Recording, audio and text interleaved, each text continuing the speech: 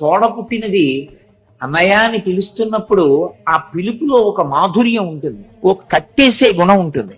ఎంత పెద్దవాళ్ళు అయిపోనివ్వండి, 70 ఏళ్ళు నాకు రానివ్వండి, 65 ఏళ్ళు నా చెల్లెలికి రానివ్వండి, నాకు 70 ఏళ్ళు వచ్చి ఇద్దరం ముసిలేళ్ళం అయిపోయినా ఒరే అన్నయ్య అన్నయ్య అన్న చెల్లెలు వచ్చి నా చెయ్యి పట్టుకుంటే నాకు ఎంత మురిపెంగా ఉంటుందో. ఇప్పటికీ ఆ పిలుపులో ఉన్న అమృతాన్ని జుర్రుకోవడానికి ఏడాదికి ఒకసారి నేను ఢిల్లీ వెళ్ళి మా చెల్లెలి చేతి అన్నం తిని ఆ పిలుపుని వస్తూ ఉంటాను. అన్నయ్య అన్న పిలుపులో అంత మాధుర్యం ఉంది. అన్నయ్య అనేటప్పటికీ కట్టుబడిపోతాడు. మీరు మా అన్నయ్య గారు లాంటి వారండి అన్నారనుకోండి, చెల్లెమ్మ పసుపు కుంకుమలు పట్టుకెళ్ళమ్మా అంటాడు. పుట్టింటికి వచ్చావు ఉత్తి చేతులతో ఎలా పెడతావు, పట్టుకెళ్ళు పసుపు కుంకాలంటాడు. అన్న అన్న మాటకి అంత అనుబంధం ఉంది. వాడికి కొడుకు పట్ల మాధుర్యం ఉండదు, మనవడి పట్ల మాధుర్యం ఉండదు, మనవరాలి పట్ల మాధుర్యం ఉండదు, చెల్లెలి పట్ల మాధుర్యం ఉండదు. వాడికి ఇక దేని పట్ల మాధుర్యం? వాడికి ఏదో ఓ పిచ్చి ఉంటుంది, ఓ డబ్బు పిచ్చో, బతకాలన్న పిచ్చో, ఏదో ఓ పిచ్చి. ఆ పిచ్చికే వాడి జీవితం అంకితం. వాడికి ఇంకా మిగిలిన వాటిలో ఉన్న ఏ మాధుర్యాన్ని వాడు జురుకోలేడు. తండ్రి కొడుకుల మధ్య ఉండే అనుబంధంలోని మాధుర్యం అటువంటిది. అన్నా చెల్లెళ్ల మధ్య ఉండేటటువంటి అనుబంధం అంత గొప్పగా ఉంటుంది. ఎన్నేళ్లు రానివ్వండి, 60 ఏళ్ళు వచ్చి షష్ఠి పూర్తి అవుతుండనివ్వండి, 70 ఏళ్ళు వచ్చిన తరువాత ఎంత ముసిలిదైపోయినా సరే ఆ చెల్లెలు వచ్చి హారతిస్తూ ఉంటే ఆ అన్నయ్య మురిపం ఎంత సంతోషంగా ఉంటుందో ఆ చెల్లెల్ని చూసుకుని. చెల్లెలు ఇంటికి వచ్చినప్పుడు ఇద్దరు వ్యక్తులు కలుసుకున్న అభిప్రాయ భేదాలు ఉంటాయి, కలుసుకుని సంతోషంగా గడిపేటటువంటి మంచి మాటలు ఉంటాయి. తోడ పుట్టిన వాళ్ళు ఎవరు ఎంతకాలం ఉంటారు ఎవరికి తెలుసు.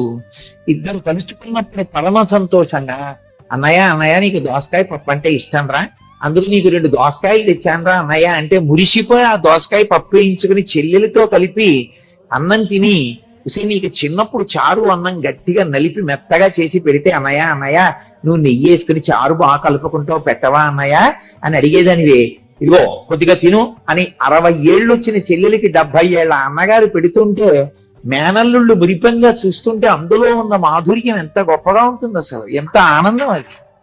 దానికి ఎన్ని కోట్ల సాటి వస్తుంది. ఇంటికొచ్చిన ఆడపిల్లతో అభిప్రాయ భేదం ఉన్నవే మాట్లాడక్కర్లేదు. ఏమ్మా బాగున్నావా అని మర్యాద పురస్సరంగా ఆ చిన్నతనం ఆ సంతోషం అన్ని కలిసి మాట్లాడుకుంటే చాలు, ఎంత ఆనందంగా ఉంటుందో. కాబట్టి అన్నవు నీవు చెల్లెలకి అక్కట మాడలు చీరలిచ్చుటో, ఓ చీర ఇస్తారా ఆడపిల్లకి? ఎంత ఐశ్వర్యవంతురాలు కానివ్వండి అత్తవారింటి వైపు, పుట్టింటికి వస్తే 30 రూపాయల చీర పసుపు కుంకం పెడితే మా నాన్నగారు పెట్టారు మా అన్నయ్య పెట్టారని మురిపంగా పెట్టుకెళ్ళి ఆడపిల్ల కట్టుకుంటుంది. ఆడపిల్ల మనసు లాంటి మనసు లోకంలో ఉండదు. తాను ఎంత ఐశ్వర్యవంతురాలైనా కావచ్చు, పుట్టింట్లో పసుపు కుంకం పెట్టి 2 పళ్ళిచ్చి ఒక్క చీర పెడితే ఆమె ఎంత ఐశ్వర్యవంతురాలు కానివ్వండి మురిసిపోతుందండి. కళ్ళ నీళ్లు ఒత్తుకుని ఎందుకు నాన్నగారండి నాకు ఇప్పుడు ఇంత చీర అంటుంది. ఈవిడ పెట్టింది 30 రూపాయల చీరకి. ఆడపిల్ల ఇంటికి వస్తే ఓ చీర పెడతారయా, పసుపు కుంకం ఇస్తారయా, మాడలు ఇచ్చుటో, నీకు ఐశ్వర్యం ఉంది అమ్మ మెళ్ళో వేసుకోవే అని ఓ చిన్న లక్ష్మీదేవి రూపి, శ్రావణ మాసంలో నాన్న ఇది పెట్టుకుని పూజ చేసుకో అని ఓ చిన్న బంగారం రూపోటి నీ దగ్గరుంది తల్లి ఈ ఉంగరం పెట్టుకోరా అని ఓ ఉంగరం మురిసిపోతుంది. మా అన్నయ్య ఇచ్చాడు మా అన్నయ్య ఇచ్చాడు అని నువ్వు ఇచ్చిన ఉంగరం అంత డబ్బు ఆటోకి పెట్టుకుని 10 ఏళ్లకే వెళ్ళి చూపించుకో. కాబట్టి మాడలు చీరలిచ్చుటో, మధుర మంజుల భాషలను ఆదరించుటో, పోన్లేవయ్యా ఏమీ పెట్టక్కర్లేదు, సంతోషంగా మాట్లాడవయ్యా చెల్లెలితో చాలు. మధుర మంజుల భాషలను ఆదరించుటో, శోభన దేవత అక్క చెల్లెలింటికి ఆమె వచ్చినప్పుడు లక్ష్మీదేవి ఇంటికి వచ్చినట్టు మధురంగా మాట్లాడాలి, మంజులమైన మాట మాట్లాడాలి. ఆమె మనసు నొచ్చుకునేటట్టు మాట్లాడకూడదు. మధుర మంజుల భాషలను ఆదరించుటూ చేయక మిన్నుల మోతలే నిజము మేలుని చంపకుమన్నా. ఏమి పోతనగారండి, ఎన్నిసార్లు నమస్కారం చేయింది నాయన ఆంధ్రానువాదానికి. మిన్నుల మోతలే నిజము మేలుని చంపకుమన్నా. ఆకాశంలోంచి ఏదో వినపడిందా? ఆకాశంలోంచి వినపడింది ఎవడన్నాడు? ఎవడు కావాలన్నాడు? ఏ చెట్టు మించి అన్నాడు? ఏ మబ్బు చాటు నుంచి అన్నాడు? నువ్వు మీ చెల్లెలు ఇంత సంతోషంగా ఉండలేక కలువాపు కలిగి అన్నాడు. అది నమ్మి చంపేస్తావా? చెల్లెల్ని చంపిన అన్నయ్య అనరయ్య రేపొద్దున పసుపు పారాణి ఆరలేదు, సంతోషంగా అత్తవారింటికి వస్తోంది, నువ్వే ప్రేమతో తీసుకొస్తానని సారథ్యం చేస్తున్నావు, అంతలో చంపేస్తావా? మానవన్న తగదన్న సహింపుమన్న అన్న అన్న అన్న తనకి కాదు అనుబంధం, తన భార్య వైపు నుంచి గుర్తు చేస్తున్నాడు.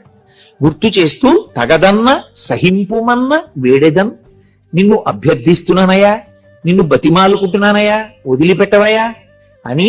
అయినా బావా నీకు తెలియని విషయమా? మనుష్యుల యొక్క మృత్యువు ఎక్కడి నుంచి వస్తుంది అంటే చేసుకున్నటువంటి కర్మల నుంచి వస్తుంది.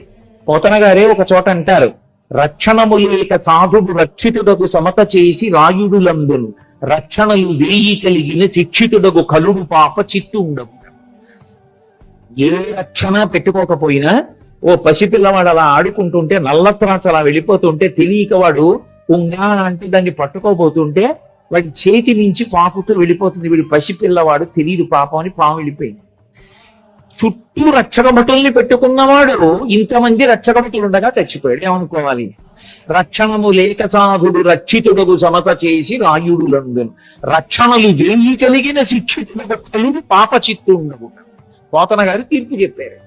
కాబట్టి ఏమయ్యా, లోకంలో ఎవరు చేసిన కర్మని బట్టి వాళ్ళకి అభ్యున్నతి ఉంటుంది, ఎవరు చేసిన కర్మని బట్టి వాళ్ళకి పతనం ఉంటుంది, ఎవరు చేసిన కర్మని బట్టి అదృష్ట దురదృష్టములు ఉంటాయి. అంతేకాని నీ చెల్లెలు దానికి నిమిత్తమా? ఎక్కడో 8వ కడుపున పుట్టేటటువంటి వాడు నిన్ను చంపుతాడని ఇప్పుడే నీ చెల్లెల్ని చంపేస్తావా? నిజంగా శరీరవాణ్ణి చెప్పినది సత్యమైతే నీ చావుకి కారణమే రాదయ్యా, ఇంకో రూపంలో రాదా? చెల్లెల్ని చంపావన్న అపకీర్తి ఎందుకయ్యా మూట కట్టుకుంటావు? నా మాట విను, చంపకు అన్నా వినడానికి సిద్ధంగా లేదు. నీవు బాగా చెప్పడానికి ఎన్నైనా చెప్తావు, కానీ ప్రాణం నాది, జీవితం నాది, నీకే. దీనికి 8వ కొడుకు పుడితే నా ప్రాణాలు పోతాయి, కాబట్టి చంపేయవలసిందే, మూలాన్ని ఛేదిస్తానన్నాడు. వసుదేవుడు ఆలోచించాడు. ఆపత్కాలమునందే మనసుని కుదుటపరుచుకుని ఆలోచించాలి. ఎందుచేత అంటే ఎప్పుడైనా సరే మనసులోంచే ఏ ఆలోచనైనా రావాలి. మనుష్యుడు అన్న తరువాత కష్టం రాకుండా ఉండదు. కష్టం వచ్చినప్పుడు విచలితుడైపోయిన వాడు సక్రమంగా ఆలోచించలేడు. అంత సుందరకాండ ఎందుకు వింటారు అంటే ఒక్క శ్లోకం కోసం వింటారు. అనిర్వేద స్త్రియో మూలం అనిర్వేద పరం సుఖం, అనిర్వేదోభి సతతం సర్వార్థేషు ప్రవర్తక, కరోతి సఫలం జన్మో కర్మయత్త కరోతి సహా, తస్మాద్ అనిర్వేద కృతం యత్నం చేస్తేహముత్తం. అనిర్వేదము అంటే జీవితంలో నిర్వేదాన్ని పొందకుండా ఉండడమే సమస్త సౌఖ్యములకు కారణం.